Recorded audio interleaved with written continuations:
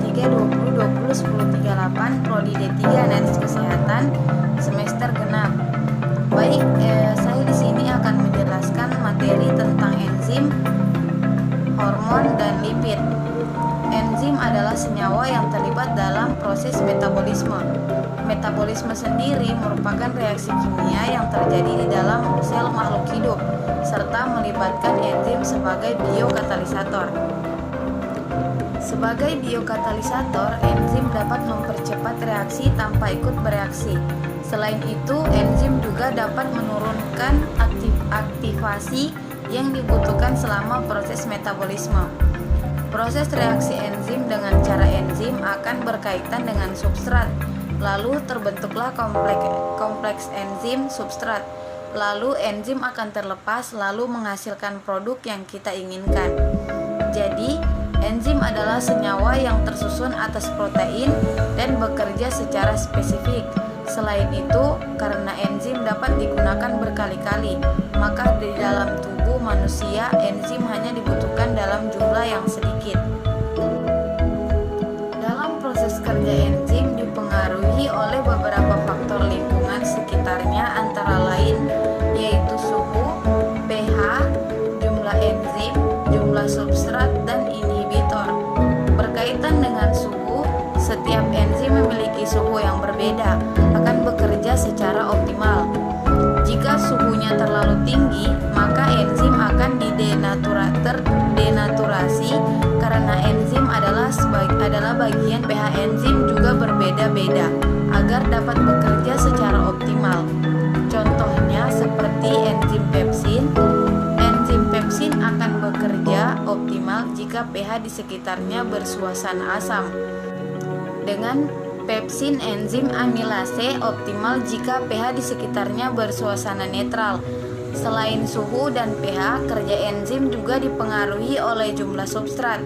Substrat adalah senyawa yang akan diikat oleh enzim untuk membentuk suatu produk. Semakin banyak substrat, maka reaksi enzim akan bekerja dengan cepat. Namun, jika substratnya berlebihan, maka enzim tidak mampu lagi menambah kecepatan enzimnya, sehingga pada awal reaksi kecepatannya akan naik. Lama-lama kecepatannya akan menjadi konstan. Faktor lain yang mempengaruhi jumlah enzim adalah jumlah enzim dan jumlah inhibitor. Jumlah enzim akan mempercepat kerja enzim terus-menerus, sedangkan jumlah inhibitor akan menghambat kerja enzim. Baik, kemudian yang akan saya jelaskan yaitu hormon. Hormon adalah zat kimia yang diproduksi oleh kelenjar endokrin yang mempunyai efek tertentu pada aktivitas organ-organ lain di dalam tubuh.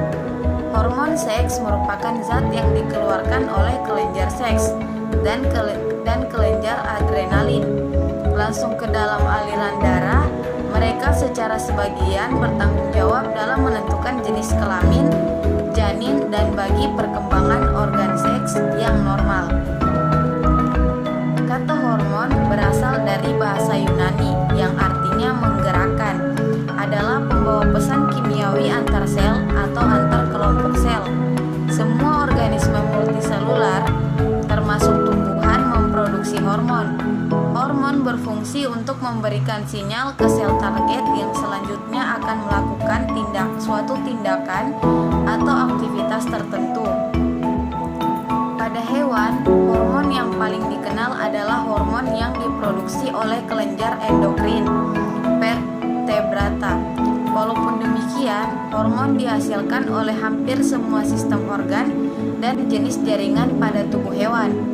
Molekul hormon dilepaskan langsung ke aliran darah, walaupun ada juga jenis hormon yang disebut ektohormon yang tidak langsung dialirkan ke aliran darah, melainkan melalui sirkulasi atau difusi ke sel target.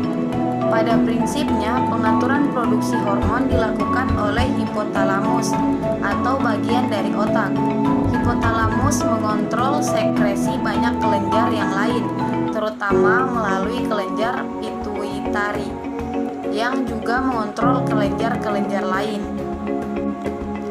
Hipotalamus akan memerintahkan kelenjar pituitari untuk mensekresikan hormonnya dengan mengirim faktor regulasi ke lobus anteriornya dan mengirim impuls saraf ke posteriornya dan mengirim impuls saraf ke lobus posteriornya.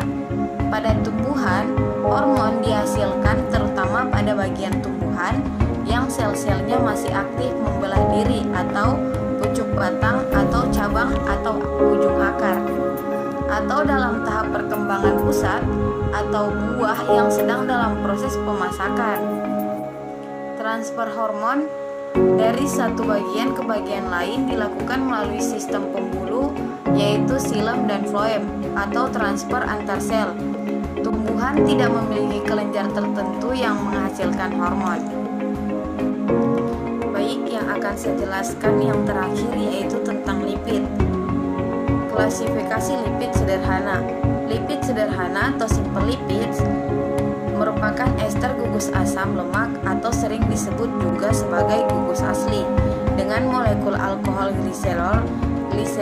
Lipid sederhana dapat berbentuk monogliserida, digliserida atau trigliserida. Trigliserida merupakan lipid yang tersimpan dalam sitoplasma sel-sel adiposa. Asam lemak tak jenuh atau ALTJ dalam asam lemak yang memiliki satu atau lebih ikatan rangkap, sedangkan asam lemak jenuh atau ALJ adalah asam lemak yang tidak memiliki ikatan rangkap. Kemudian klasifikasi lipid kompleks. Lipid kompleks merupakan ester gugus asam lemak dengan molekul alkohol. Lipid kompleks juga berikatan dengan molekul yang lain seperti asam fosfat dan senyawa nitrogen tertentu. Asam lemak tidak hanya mengalami proses esterisasi menjadi molekul lipid yang lebih kompleks, tapi juga dapat mengalami proses transformasi metabolik menjadi senyawa-senyawa baru yang disebut sebagai turunan lipid. Kemudian trigliserida dan level trigliserida dalam tubuh, HDL dan LDL. Ya, trigliserida adalah salah satu jenis lemak yang banyak ditemukan di dalam darah. Trigliserida dihasilkan oleh organ hati, namun sebagian besar berasal dari makanan seperti daging, keju, susu, nasi, minyak goreng, dan mentega. Lemak dari makanan yang dikonsumsi akan dipecah dan diubah menjadi energi. Setiap lemak yang tidak digunakan tubuh akan diubah menjadi trigliserida dan disimpan di sel lemak. Ketika dibutuhkan, trigliserida akan dilepaskan untuk digunakan sebagai energi. Kadar trigliserida normal dalam darah jumlahnya kurang dari 150 mg per desiliter. Batas atas trigliserida antara 150 sampai 200 mg per desiliter. Kadar trigliserida dikatakan sangat tinggi jika melebihi 500 mg per desiliter. Kadar trigliserida yang sangat tinggi menyebabkan pankreatitis